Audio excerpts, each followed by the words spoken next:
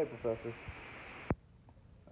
So this week, unfortunately, I've been on vacation from work, so this words on the street is going to be a little bit on the slim side. Basically, I live like an hour and a half away from where I work, so it's really not conducive to go all the way back there.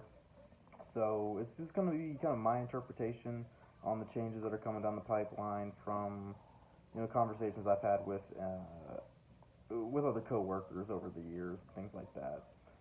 Within the next year, I know our company is gunning for a lot more contracts. With the Arizona Diamondbacks being the biggest one we're going after, which is pretty cool.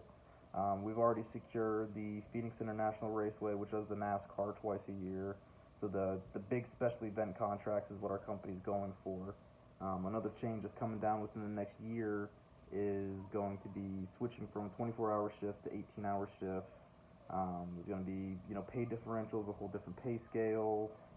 We're actually going to start getting sick days instead of just PTO bank hours.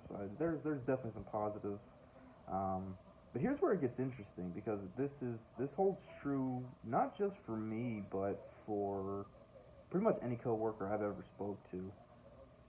When we look 3 years into the future, when we look 5 years into the future, we don't know.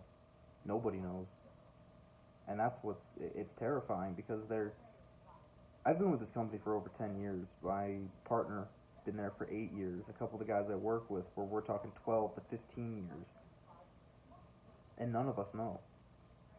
There is no communication between management and employees on what's next.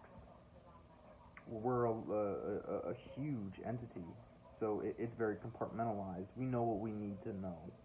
And when the changes start coming down the pipe, that's when they tell us. And it's disheartening at times because we don't have that mission and vision of where we're going. We just know we're going. We're just along for the ride. The things that pertain immediately to the field crews, they'll let us know. But other than that, it's unfortunately nothing more than an enigma wrapped up in a question mark. And it holds true for everybody. I wish I work out of a very isolated station, so I'd like to attribute some of it to that, but it's not.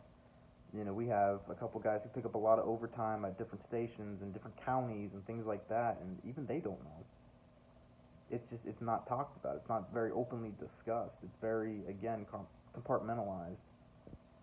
Um, so yeah, that's kind of where it's going to leave off. Again, I apologize for the video kind of being on the slim side, but when I take vacation days from work, I take them as mental health recharge, and I take them pretty seriously. So I do apologize, and this is the best we got.